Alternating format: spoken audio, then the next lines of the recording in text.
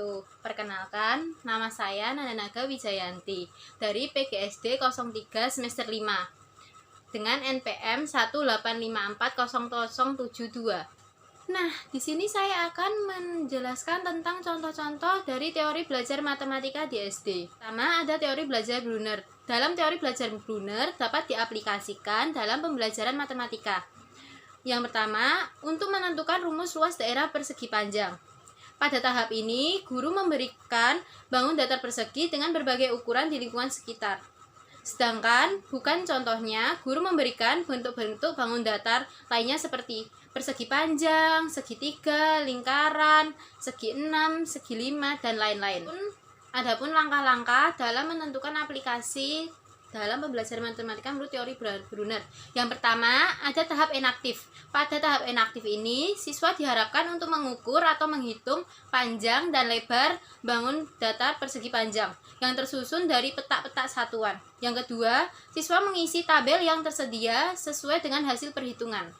Yang kedua ada tahap ikonik. Pada tahap ini, siswa diajak untuk menghitung banyaknya satuan persegi dengan cara membilang dan kemudian dibimbing untuk menentukan bilangan, hubungan antara satuan panjang dan lebar untuk menentukan hubungan luas. Ketiga itu ada tahap simbolis. Pada tahap ini, siswa diminta untuk menentukan rumus luas daerah persegi panjang.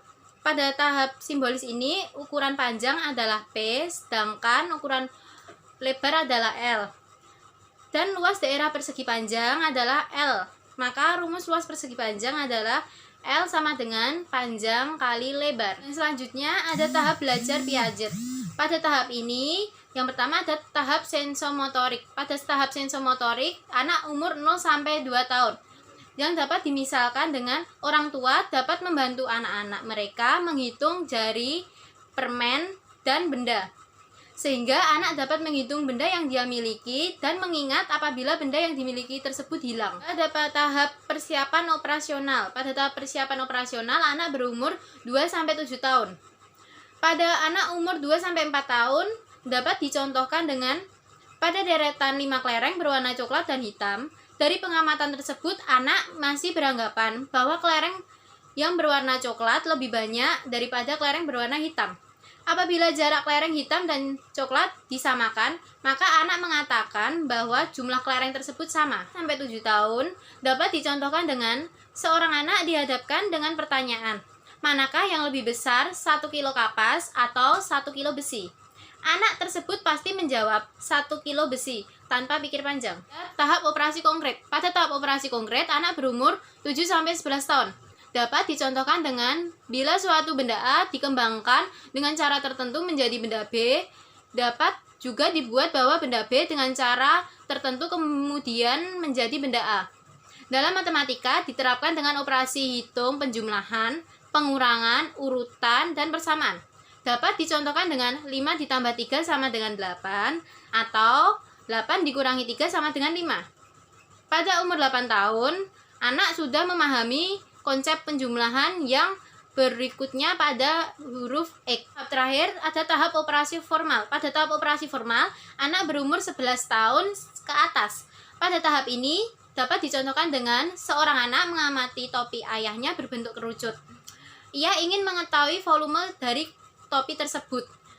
Ia mengukur topi tersebut dengan memperoleh tinggi kerucut 30 cm dan jari-jarinya 21 cm. Untuk menyelesaikan persoalan tersebut, si guru memberikan konsep kepada siswa mengenai bangun ruang kerucut. Ada teori belajar Bandura. Pada teori belajar Bandura dapat dicontohkan dengan ketika seorang anak untuk belajar berhitung di tahap perhatian. Si anak akan tertarik mengamati guru sedang mengajarkan menghitung daripada mengamati yang lain. Oleh karena itu, ia akan mengamati bagaimana guru menghitung. Selanjutnya pada tahap penyimpanan di dalam ingatan. Si anak akan tersimpan bahwa menghitung itu lebih menyenangkan dan si guru akan mengajarkan si anak untuk belajar menghitung. Semua itu kemudian dilaksanakan pada tahap reproduksi. Dalam si anak kemudian benar-benar belajar menghitung bersama guru.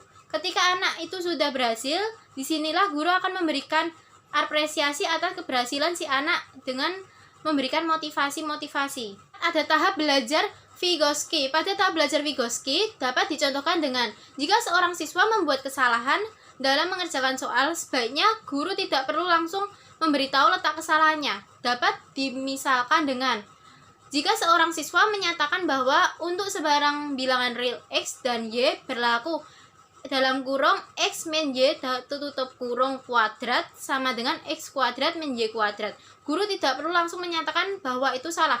Lebih baik guru memberi pernyataan yang sifatnya menuntun. Misalnya, apakah buka kurung 3 min 2 tutup kurung kuadrat sama dengan 3 kuadrat min 2 kuadrat? Dengan menjawab pertanyaan tersebut, siswa akan bisa menemukan sendiri letak kesalahan yang ia buat. Yang kelima, ada teori belajar Van Hill.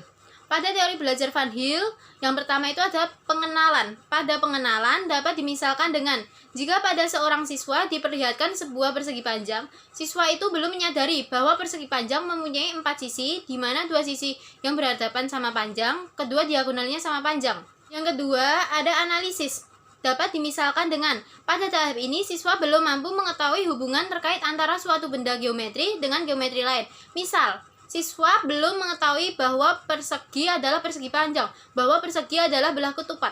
Setelah siswa memahami sifat-sifat bentuk bangun datar, ia akan menyebutkan benda di sekitar yang termasuk bangun datar. Misalnya, buku, papan tulis, penggaris adalah persegi panjang. Ada pengurutan. Pada pengurutan dapat dimisalkan dengan, siswa sudah dapat mengurutkan benda. Persegi adalah persegi panjang. Persegi merupakan segi 4 yang besar setiap sudutnya dan diagonalnya sama panjang.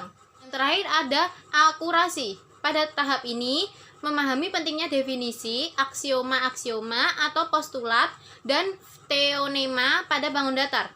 Tahap akurasi adalah tahap berpikir tinggi, rumus-rumus kompleks. Oleh karena itu, pada siswa SD masih belum bisa sampai pada tahap ini. Yang keenam ada teori belajar Dianes. Pada teori belajar Dianes ada permainan bebas. Pada permainan bebas dapat dicontohkan dengan permainan blok logik. Anak didik mulai mempelajari konsep-konsep abstrak tentang warna, tebal, tipis, benda dengan merupakan ciri-ciri atau sifat dari benda yang dimanipulasi. Ada permainan menggunakan aturan. Dapat dicontohkan dengan permainan blok logik. Anak diberi kegiatan untuk membentuk kelompok bangun yang tipis atau yang berwarna merah, kemudian membentuk benda berbentuk segitiga atau yang tebal. Dalam membentuk kelompok bangun yang tipis atau yang merah, timbul penolakan terhadap bangun yang tipis atau yang tidak merah. Simbolisasi dapat dicontohkan dengan kegiatan mencari banyaknya diagonal dengan pendekatan induktif. Kegiatan berikutnya menentukan rumus banyak diagonal suatu poligon yang digeneralisasikan dari pola yang didapat anak tersebut. Yang ketujuh ada teori belajar Brownell. Pada teori belajar Brownell, yang pertama itu ada siswa dapat belajar dengan menghafal, yang dicontohkan dengan 3 tambah 6 sama dengan 9, 15 tambah 11 sama dengan 26. Nah, pada tahap ini, siswa dapat menghafal penjumlahan dan pengurangan, bahkan perkalian dan pembagian. Yang kedua ada siswa belajar dengan pengertian. Dapat dicontohkan dengan 15 ditambah 11 sama dengan dalam kurung 10 ditambah 5 tutup kurung ditambah dalam kurung 10 ditambah 1 tutup kurung sama dengan buka kurung 10 ditambah 10 tutup kurung ditambah 5 ditambah 1 tutup kurung sama dengan 20 ditambah 6 sama dengan 26. Ada teori belajar skim. Pada teori belajar skim dapat dicontohkan dengan sebagai guru mengenalkan salah satu sifat perkalian yaitu 2 dikali 3 sama dengan 3 dikali 2. Dapat menggunakan benda-benda konkret seperti bola. Dapat dicontohkan dengan terdapat 2 baris dan pada setiap baris terdapat 3 bola. Dalam matematika, model ini dapat dinyatakan dengan 2 dikali 3. Karena banyak bola, seluruhnya ada 6, maka 2 dikali 3 sama dengan 6. Dapat meminta siswa untuk menyusun 6 bola, yang lain menjadi 3 baris. Pada tiap baris terdapat 2 bola. Siswa diharapkan dapat menunjukkan model yang dihasilkan mirip. Model ini menunjukkan bahwa 3 dikali 2 sama dengan 6. 9 ada teori belajar Skinner. Pada teori belajar Skinner dapat dicontohkan dengan penguatan akan berbekas kepada peserta didik mereka yang mendapatkan pujian setelah berhasil menyelesaikan tugas atau dapat menjawab pertanyaan yang biasanya akan berusaha memenuhi tugas berikutnya dengan penuh semangat.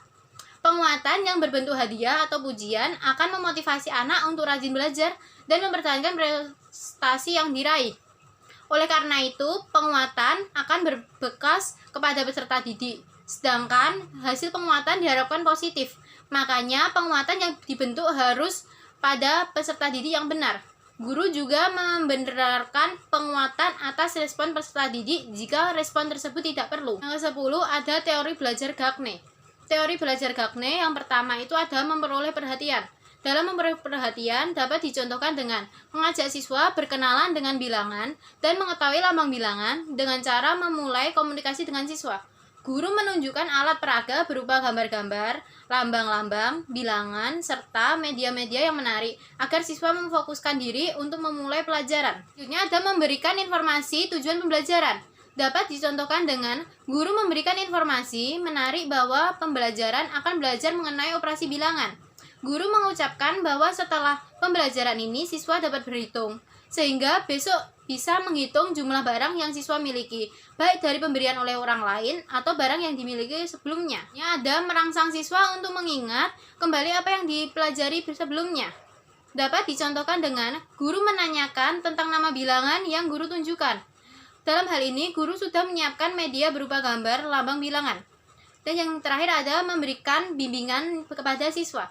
Dapat dicontohkan dengan dalam proses perhitungan soal yang diberikan oleh guru, siswa diminta untuk menghitung sembari guru menunjukkan jumlah bilangan. 11 ada teori belajar Thorndike. Pada teori belajar Thorndike dapat dicontohkan dengan apa yang dipelajari oleh siswa di sekolah harus berguna dan bermanfaat apabila anak tersebut berada di luar sekolah. Misalnya, anak belajar berhitung, maka keterampilan berhitung dapat digunakan untuk menghitung apapun yang berada di luar sekolah. Walaupun di sekolah tidak diajarkan berhitung yang ada di luar sekolah, tapi karena angka-angka yang diajarkan di sekolah sama dengan angka yang ada dipelajari di luar sekolah, maka keterampilan berhitung di sekolah akan ditransferkan kepada masyarakat. Nah, yang ke-12 ada teori belajar Ausubel. Pada teori belajar Ausubel, yang pertama itu ada belajar bermakna. Pada belajar bermakna dapat dicontohkan dengan ada angka 17.081.945 merupakan bilangan yang paling mudah diingat hanya jika bilangan tersebut dikaitkan dengan tanggal kemerdekaan Republik Indonesia yang jatuh pada tanggal 17/08/1945 atau 17 Agustus 1945. Namun, bilangan ketiga yaitu 17.081.945 akan sulit diingat jika tidak dikaitkan dengan tanggal kemerdekaan Republik Indonesia 17/08/1945 atau 17 Agustus 1945. Jadi, proses pembelajaran yang dimana dapat mengaitkan suatu pengetahuan yang baru dengan pengetahuan yang lama. Nah, itu dia penjelasan contoh dari teori belajar matematika di SD. Dan jangan lupa like, komen, dan subscribe. Dadah!